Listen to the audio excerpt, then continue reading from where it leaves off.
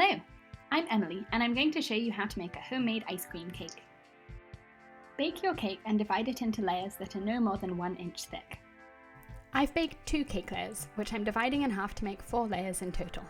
Wrap the layers tightly with cling film or saran wrap and freeze them for at least 1 hour.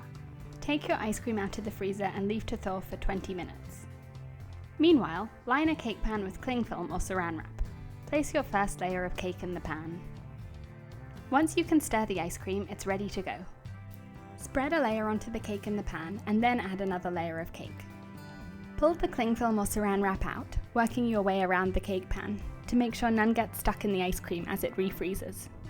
Continue layering cake and ice cream in the pan, always letting the ice cream thaw for 20 minutes before spreading. My cake is going to be taller than the height of my pan. When I've made it as high as the pan and let each layer freeze, I'm going to remove the cake with the cling film or saran wrap and put it in the freezer without the pan. Now I'm going to line the pan again and continue building my layers in the pan. After spreading on a layer of ice cream, I'm going to place the rest of my cake on top so it sticks to the ice cream as it freezes. After an hour in the freezer, the layers have set and my cake is ready to decorate. I'm turning my cake out onto a plate and smoothing the sides with a spatula. I've decided to frost my cake, so I'm flipping it over onto a cake board and centering it on the board. Now I'll put it back in the freezer until I'm ready to frost it. Buttercream frosting gets very hard in the freezer, so I'm using sweetened whipped cream for frosting instead.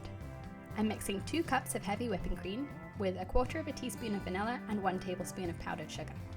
Whip it until stiff peaks form, but watch it carefully because if you overmix it, it will get grainy.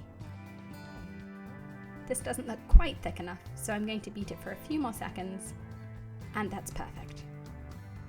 Work quickly as you frost the cake because the cake and frosting will get soft after a few minutes. I definitely don't advise frosting it under hot studio lighting.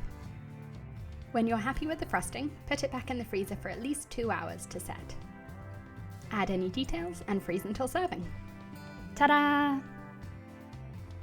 Subscribe to my YouTube channel for more cake tutorials every week.